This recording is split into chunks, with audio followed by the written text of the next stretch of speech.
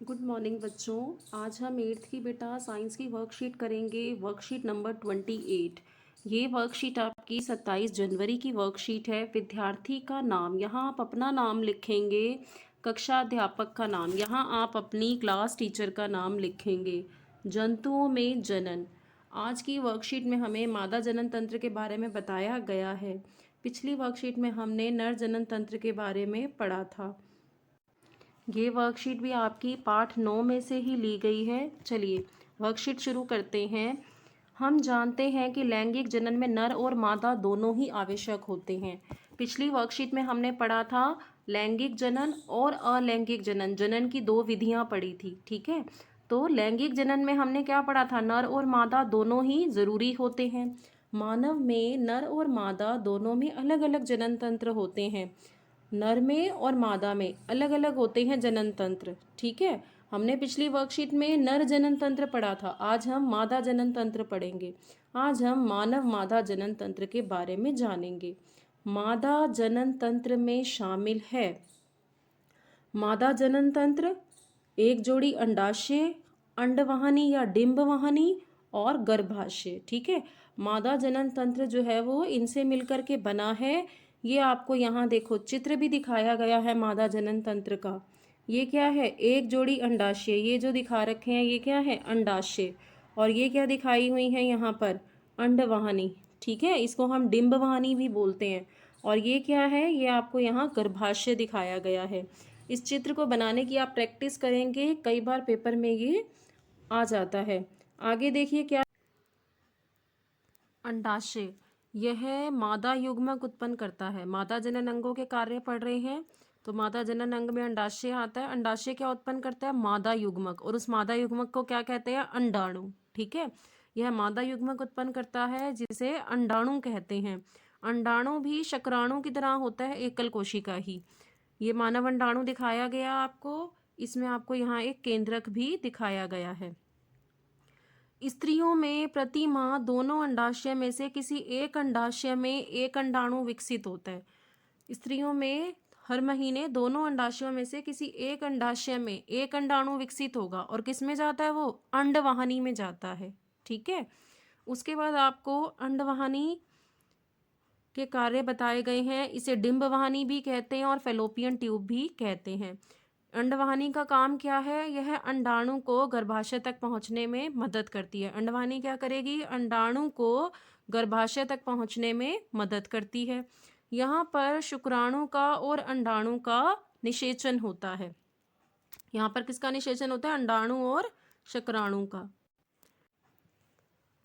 ये देखो, ये चित्र आपको यहाँ दिखाया गया था। यहाँ आपको ये दो अंडाशय दिखाए गए थे, तो क्या लिखे है, स्त्रियों में हर महीने दोनों अंडाशय में से एक अंडाणु विकसित होता है, जो किस में जाता है, अंडवाहिनी में। अंडवाहिनी का काम क्या है, फिर इस अंडाणु को गर्भाशय तक पहुंचाने का काम किसका है, अंडवाहिनी का। ठीक है, और इसी अंडवाहिनी को हम डिंबवाहिनी भी कहते हैं या फैलोपियन ट्यूब भी कह देते हैं। यहीं पर फिर शुक्राणु और अंडाणु का क्या होता है, निषेचन होता है। ठीक है, उसके बाद गर्भाशय, यहाँ पर भ्रूण से शिशु तक का विकास होता है, भ्रूण से शिशु बनता है। देखो, शुक्राणु प्लस अंडाणु से, ये मैंने शुक्राणु लिखा, यहाँ मैंने अंडाणु लिखा, बीच में मैंने जमा का निशान लगाया। ठीक है, शुक्राणु प्लस अंडाणु से क्या बनता है, युग्मनज बनता है।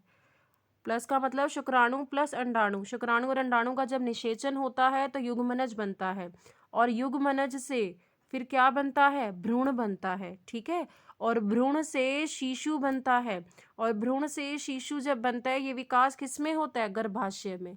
भ्रूण से शिशु तक का विकास किसमें होता है, गर्भाशय में। ठीक है, अब इस वर्कशीट के हम प्रश्न उत्तर देख लेते हैं। पहला प्रश्न है हमारा, मादा जनन तंत्र का नामांकित चित्र बनाओ। तो इसका आंसर क्या लिखोगे आप, आंसर में क्या आएगा, चित्र बनाना है इसमें तो हमें। तो ये आपको यहाँ देखो, मादा जनन तंत्र का चित्र दिया गया था, चित्र बनाने को ही कहा गया है। तो पहले के आंसर में आप ये चित्र बनाएंगे और इस तरह से लिखेंगे, ये गर्भाशय, ये अंडाशय, और ये आपको यहाँ अंडवाहिनी दिखाई गई है। ठीक है, पहले के आंसर में आप ये चित्र बना लो। आपका दूसरा प्रश्न है, मानव मादा जनन अंगों के नाम बताओ। तो आपको यहाँ जनन अंगों के नाम देखो दिए गए हैं मादा जनन तंत्र के।